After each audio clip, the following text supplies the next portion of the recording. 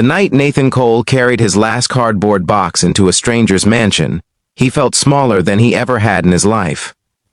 Rain slid down the tall glass windows like silent judgment, and the echo of his own footsteps inside that enormous house reminded him of everything he had lost. He was a single father with a tired back, a bruised heart, and a 7-year-old son asleep on his shoulder, trusting him completely.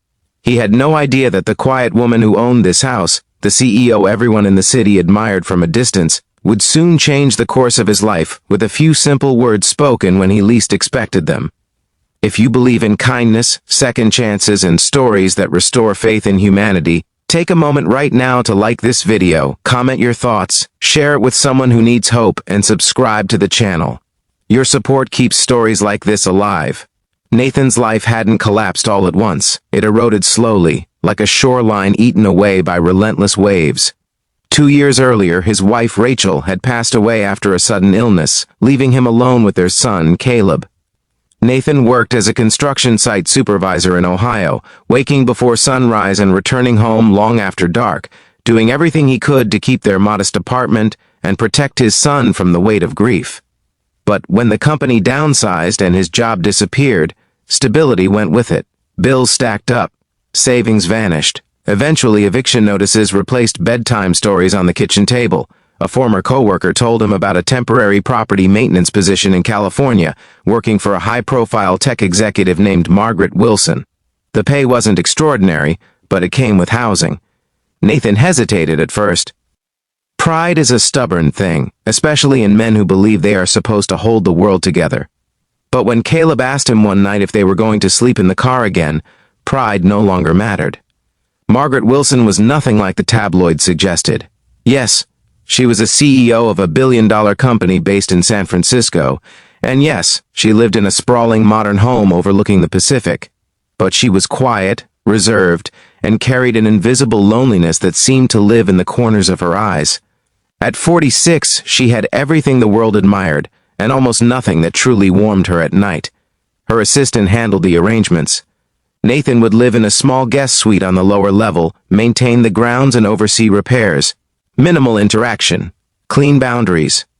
From the moment Nathan moved in, he felt like an intruder in a museum.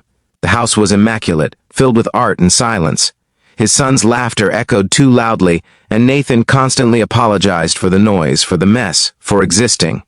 Margaret rarely appeared, often leaving early and returning late, her heels clicking across marble floors like punctuation marks at the end of exhausting days.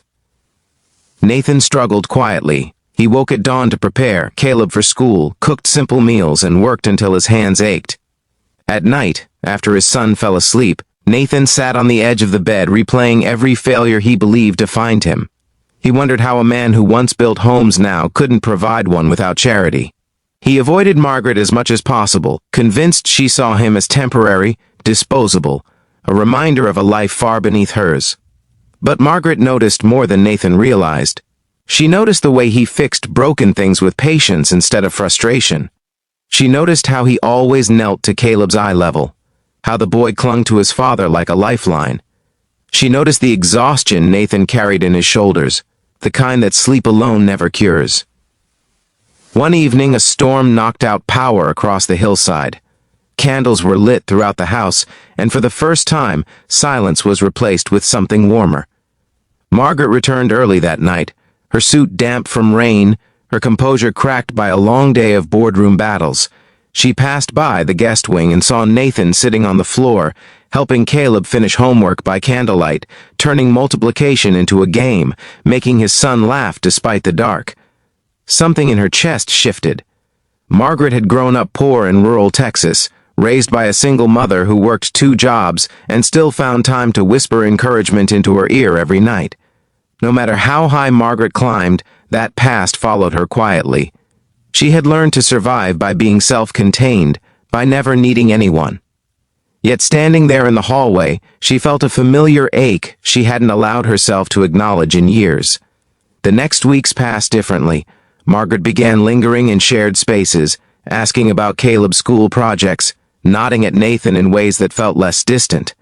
Nathan, still cautious, responded politely but guardedly. He had learned that comfort could be taken away without warning. Then came the day everything nearly fell apart again. Caleb got sick with a high fever, and Nathan had to rush him to the hospital. Sitting under fluorescent lights holding his son's small hand, Nathan realized how close he was to losing everything once more. Medical bills loomed in his mind like shadows. He returned to the house the next morning exhausted, carrying fear heavier than any toolbox.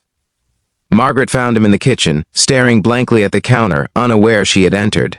She didn't ask questions right away. She simply sat at the table, giving him space to breathe. When Nathan finally explained, his voice cracked despite his efforts to stay composed. He expected sympathy or polite concern. Instead, Margaret spoke quietly, almost gently, words that carried no judgment and no distance. She told him he wasn't failing. She told him that surviving wasn't weakness. She told him that being there for his son, even when everything else fell apart, was success in its purest form. She reminded him that everyone needs help sometimes, even people who look strong. Those words, spoken without ceremony, without pity, broke something open inside Nathan. For the first time since Rachel's death, he allowed himself to believe that maybe he wasn't broken beyond repair. Life didn't magically become easy after that, but it softened. Margaret arranged flexible hours without making it feel like charity. She quietly ensured Caleb had access to better health care. She never made grand gestures or speeches. She simply showed up in small, consistent ways. Nathan began to heal in ways he hadn't realized he needed. He laughed more, he slept better. He started planning for the future again, not just surviving the present. Caleb flourished, his fear fading as stability returned. Margaret, too, changed. The house felt warmer, fuller. She found herself coming home earlier, cooking meals she hadn't touched in years, rediscovering parts of herself she had buried beneath ambition. Watching Nathan and Caleb reminded her that success meant nothing if it couldn't be shared. Months later, when Nathan received an offer for a full-time management position with a construction firm, he was torn. It was a step forward, a return to independence, but it meant leaving the place that had helped rebuild him. When he told Margaret, she listened quietly, pride and sadness mixing in her expression. She told him that growth often feels like loss, and that leaving didn't erase what had been built. Before the move, Nathan stood in the guest suite one last time, looking around at the walls that had witnessed his lowest and highest moments. He realized that sometimes the greatest transformations begin in spaces we never planned to enter. As this story draws close, take a moment to comment below with a single word that describes how it made you feel. Your words matter more than you know. On his final morning, Margaret handed Nathan a small envelope. Inside was a handwritten note. It thanked him, not for his work, but for reminding her of what truly mattered. No grand promises, no dramatic declarations, just gratitude, honest and real. Nathan left that house not as a man rescued, but as a man restored. And Margaret watched from the window, understanding that the quietest words often create the loudest changes. If this story touched your heart, please like the video, share it with someone who needs hope, and subscribe to the channel. Let us know in the comments if you believe that kindness can still change lives.